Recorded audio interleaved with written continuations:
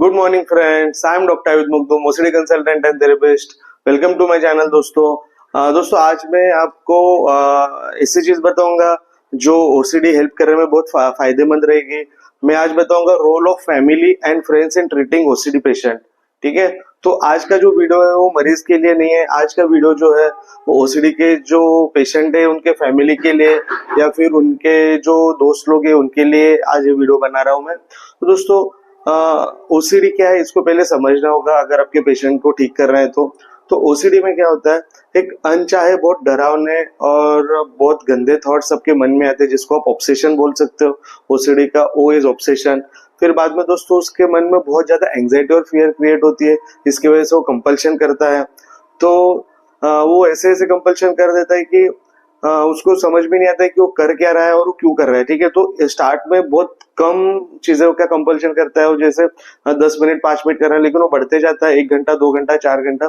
तो दोस्तों अगर आपके घर में कोई पेशेंट है जो बहुत ज्यादा कंपल्शंस कर रहा है and it is more than 2 weeks, ठीक है, तो दोस्तों ओसीडी हो सकती है। अभी मैं आपको बताऊंगा कि इसमें क्या होता है, ये पेशेंट या फिर ये जो मरीज है ये क्या करते हैं। तो दोस्तों देखो, इनको है ना एक कुछ तो गंदे ख्याल आते हैं। सपोज किसी को रिलीजियस ओसीडी है तो उनको है ना भगवान, अल्लाह, गॉड, ईश्वर, इनके बारे में, देवी देवता, इनके बारे में ना गंदे कुछ ख्याल आते हैं। तो वो उनसे बचने के लिए ना माफी मांगते, बार बार जाके प्रे करते, बार बार मन्नतें मांगते हैं। उनका प्रे खत्म ही नहीं होता, 1 घंटा 2 घंटा 4 घंटा 5 घंटा दिन के वो काफी घंटे निकाल देते प्रे करने में। इनको कभी भी मंदिर, कोई मस्जिद, कोई चर्च दिखा तो बार बार माथा टेकने लग जाते हैं, बहुत सारी चीजें करने लग जाते हैं। तो दोस्तों इनको है ना पता नहीं चलता वो क्या कर रहे हैं। बाद में तो दोस्तों उनको सपने आने लग जाते हैं, सपने में उनको ऑब्सेशन हो जाता है, उनको कुछ तो गंदे ख्याल आते हैं, कुछ तो रिलेट करते हैं चीजों को। तो दोस्तों एक हो गया कोई कंटेमिनेशन ओसीडी का पेशेंट है। तो कंटेमिनेशन ओसीडी का पेशेंट क्या करेगा, उनको लगेगा कि यार मेरे को नहाना चाहिए बार बार, मुझे बार बार हाथ धोना चाहिए, नहीं तो मुझे कुछ असह्य बीमारी हो जाएगी। तो दोस्तों 3-3 4-4 घंटे नहाते हैं, दिन के 4-4 घंटे हाथ धोते हैं। तो ये लोग ऐसे होते हैं ना, ये इतने ज्यादा कंपल्शंस कर लेते हैं कि उनको पता नहीं चलता कि लाइफ में कर क्या रहे अभी। वो इतना कंपल्शन करते हैं कि उनका काम में ध्यान नहीं रहता, कोई एक्टिविटी में ध्यान नहीं रहता, उनको जॉब तक छोड़ना पड़ता है। जी हाँ दोस्तों, मैं ऐसे लोगों को जानता हूँ जिन्होंने जॉब छोड़े बिकॉज ऑफ दिस ओसीडी। घर में बच्चे हैं, घर में कोई देखने वाला नहीं है, आप अकेले कमाने वाले हो, वो लोगों ने तक ओसीडी के चक्कर में जॉब छोड़े, घर पे बैठे हुए। दोस्तों इतनी खतरनाक वाली बीमारी, इस पर बहुत ज्यादा अगर एंग्जाइटी हुआ तो हाइपोकॉन्ड्रियासिस नाम का डिसीज हो जाता है जो ओसीडी में बहुत कॉमनली पाया जाता है। उनको क्या लगता है मेरे साथ कुछ हो रहा है, फियर ऑफ अननोननेस। उनको कुछ भी दुख रहा है ना तो उनको लगेगा कि मुझे कैंसर हो गया। उनको अगर चेस्ट में पेन हो रहा है तो उनको लगेगा मुझे हार्ट अटैक हो रहा है। उनके गले में दुख रहा है तो उनको लगेगा कुछ असह्य बीमारी हो गई है विच इज अनट्रीटेबल। तो ये पेशेंट क्या करते हैं, मल्टीपल डॉक्टर्स के पास जाते हैं, मल्टीपल टेस्ट करते हैं। दोस्तों आप सोचो उनके जो ये 4-6 महीने गए इसमें उनको कितना दर्द सहना पड़ा, कितना उसमें तकलीफ हुई होगी। तो दोस्तों है ना आपको इसको जानना पड़ेगा ये ओसीडी कैसे काम करता है, ओसीडी क्यों होता है।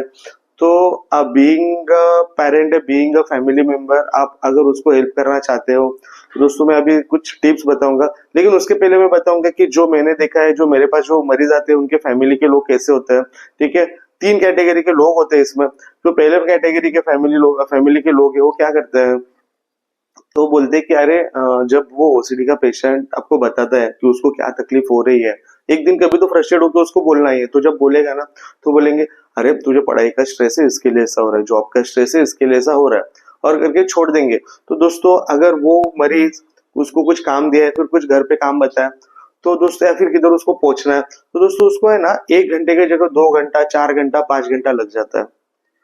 तो इसमें वो क्या करते हो, पेरेंट या फैमिली के लोग या फिर उसके जो फ्रेंड्स भी है उसको ताने मारने लग जाते हैं, उस पर गुस्सा करने लग जाते हैं।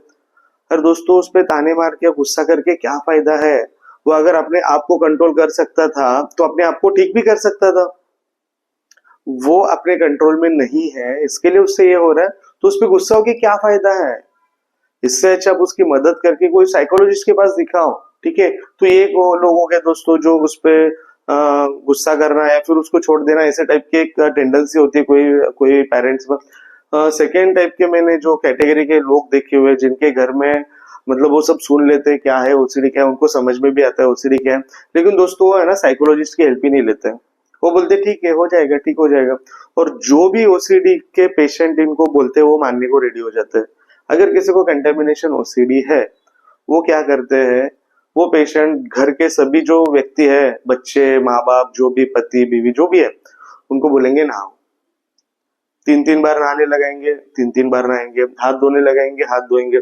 उनको बताएंगे कि अरे अभी नहाया, आपने नहाया, हाथ धोया तो आपको कोई डिसीज नहीं होगा, और ये मान लेते हैं। तो उससे ये सबसे बड़ी गलती कर रहे हो आप। अगर आपने वो बोलने के बाद आप अगर नहा रहे हो, वो बोलने के बाद अपन जो भी कंपल्शन है सब आप कर रहे हो, उसका ओसीडी स्ट्रांग हो रहा है, ओसीडी में से बाहर नहीं आ रहा है, ओसीडी में के अंदर जा रहा है। आपको एक ही काम करना है दोस्तों, उसको प्यार से समझाना है कि अब मुझे ये चीज नहीं करना है, ये चीज मैंने एक बार नहा लिया, हो गया, मैं अभी बार बार ये चीजें नहीं कर सकता हूँ। और उनको लगता है कि ये ठीक हो जाएगा करके उसको छोड़ देते हैं। ठीक है। तीसरे कैटेगरी के लोग जो होते हैं दोस्तों, वो उनको लगता है कि इसको जल्द से जल्द बाहर निकालना चाहिए, और इनकी हेल्प एक साइकेट्रिस्ट या साइकोलॉजिस्ट, कोई भी थेरेपिस्ट इनकी हेल्प कर सकते हैं, तो इनको जाके दिखा देते हैं। तो दोस्तों जो थर्ड कैटेगरी के लोग हैं ना, वही आप सब लोग को बनना है। एक ओसीडी अवेयरनेस नहीं है, इसके लिए लोगों को समझ में नहीं आता कि इसमें करना क्या है। तो दोस्तों जब भी किसी आपको लगता है कि मेरे घर में कोई मरीज है और उसको कंपल्शंस कर रहा है, ओसीडी कर रहा है, तो दोस्तों उसको साइकोलॉजिस्ट को दिखाओ। घर में बैठ बैठ के उसका ओसीडी बढ़ ही जाए, बढ़ते ही रहेगा। आज 1 घंटा कंपल्शन करता है, कल 4 घंटा करेगा, 5 घंटा करेगा। It is a chronic disorder, सालों तक करते ही रहेगा वो, 5 साल, 10 साल, 20 साल, आपको पता ही नहीं चलेगा वो क्या कर रहा है। इस चक्कर में उसके फ्रेंड सब टूट जाते हैं, फैमिली जो भी रिलेटिव्स है आपके वो सब टूट जाते हैं। जो चीजें वो पहले करता था जिसमें उसको मजा आता था, वो चीजें अभी उसको मजा नहीं आ रही है। वो एक जगह पे बैठा हुआ है, कुछ कर नहीं रहा है, वो चीजों को अवॉइड कर रहा है। उसको रिलीजियस ओसीडी का पेशेंट है, वो बाहर जाना ही अवॉइड कर देता है, क्योंकि उसको लगता है मुझे मंदिर, चर्च, मस्जिद कुछ तो दिख जाएगा और मैं उधर ही 2-2, 3-3 घंटे माथा टेकने ना लग जाऊं। और दोस्तों ये ओसीडी को है ना आपको समझना होगा। तो पहले जो 2 कैटेगरी के लोग हैं वैसे आपको नहीं बनना है, आपको थर्ड कैटेगरी में आना है। उसको एक दोस्तों इन लोग को है ना एक इमोशनल सपोर्ट की जरूरत है। ये जो लोग है ना, इनको एक प्यार की जरूरत है, इमोशनल सपोर्ट की जरूरत है। इनको है ना आप बाजू में बिठाओ, इनको एक प्रेरित करो, इनको बोलो कि आपको क्या हो रहा है बताओ, उनको मोटिवेट करो टू स्पीक।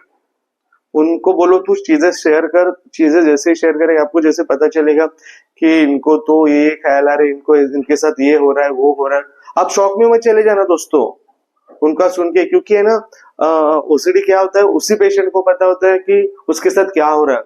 तो ये चीजें सब समझ लो और उनको बोलो ठीक है, आप ठीक हो सकते हो, आपको जो भी तकलीफ है, चलो let's go and meet a psychologist, let's meet a therapist, psychiatrist, जो जिसको भी मिलना है आप मिलो, और दोस्तों उनको ओसीडी में से बाहर निकालो।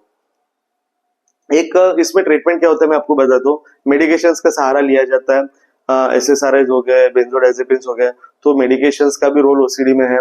बाद में काउंसलिंग किया जाता है, सीबीटी थेरेपी लिया जाता है। जिस किसी को मेडिकेशंस नहीं लेना है वो काउंसलिंग ले सकता है, फिर वो सीबीटी थेरेपी कर सकते हैं। सीबीटी में देखो दोस्तों ईआरपी कर सकते हैं, एक्ट थेरेपी कर सकते हैं। दोस्तों सबसे अच्छा, और मेरे पास जो पेशेंट्स आते हैं और ओसीडी में अगर रिजल्ट्स है, या फिर गोल्ड स्टैंडर्ड ट्रीटमेंट जिसको बोलते हैं, that is an ERP, exposure and response prevention. दोस्तों अगर आपको कोई ईआरपी थेरेपिस्ट मिलता है तो उसके पास आपके मरीज को लेके जाइए और वहां पे जल्द से जल्द उसका ट्रीटमेंट कीजिएगा। अगर आपको ऐसा लगता है कि मुझे कोई मिल नहीं रहा है, तो दोस्तों मेरे पास आइए, मैं face to face ERP therapy करता हूँ, मैं काउंसलिंग सेशंस लेता हूँ। मेरा इधर नंबर दिया गया है, मेरे नंबर पे कॉल करके अपॉइंटमेंट लीजिएगा। और दोस्तों आपके घर में जो पेशेंट है उनको जल्द से जल्द ठीक होने में मदद कीजिएगा।